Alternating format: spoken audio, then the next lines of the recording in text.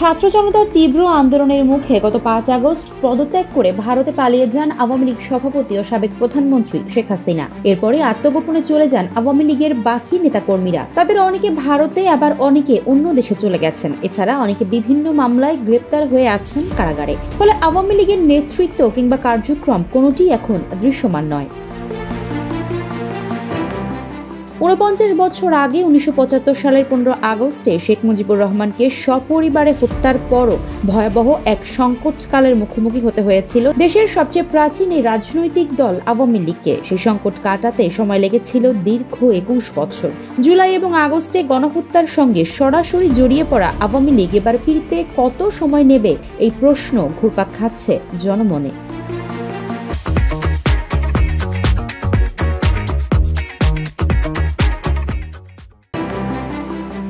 সম্প্রতি কাতার ভিত্তিক গণমাধ্যম আল জাজিরাকে একটি সাক্ষাৎকার দিয়েছেন অন্তর্বর্তী সরকারের অধীনে সংবিধান সংস্কার কমিশনের প্রধান এবং রাজনীতি বিশ্লেষক আলী রিয়াজ। ওই সাক্ষাৎকারে তিনি আওয়ামী লীগের পুনরুত্থানের জন্য ৪টি শর্ত উল্লেখ করেছেন।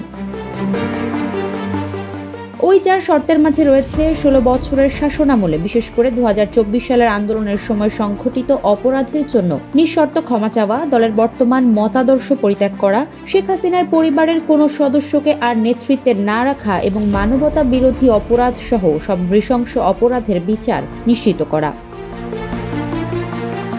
অধ্যাপক আলী রিয়াজ ইউনূসের নেতৃত্বাধীন বাংলাদেশ অন্তর্বর্তী সরকার কর্তৃক গঠিত সংবিধান সংস্কার কমিশনের প্রধান হিসেবে দায়িত্ব পালন করছেন। তিনি সংস্কার প্রস্তাব নিয়ে ঐকমত্য গড়ার কাজ করছেন। তিনি বলেন, জুলাই আন্দোলনের সময় যেসব ব্যক্তি গণহত্যার জন্য সরাসরি দায়ী তাদের বিচার হতে হবে, যার মধ্যে শেখ হাসিনাও অন্তর্ভুক্ত। এই শর্তগুলো পূরণ হলে তাদের প্রত্যাবর্তন নিয়ে আলোচনা করা যেতে পারে। ৫ আগস্ট ছাত্র জনতার গণ অভ্যুত্থানে ক্ষমতাচ্যুত হয়ে ভারতে পালিয়ে যান সাবেক প্রধানমন্ত্রী শেখ হাসিনা। পরবর্তী সময়ে সেখান থেকে দফায় দফায় রাজনৈতিক বিবৃতি দেওয়ার কারণে বাংলাদেশ সরকারের পক্ষ থেকে একাধিকবার দিল্লি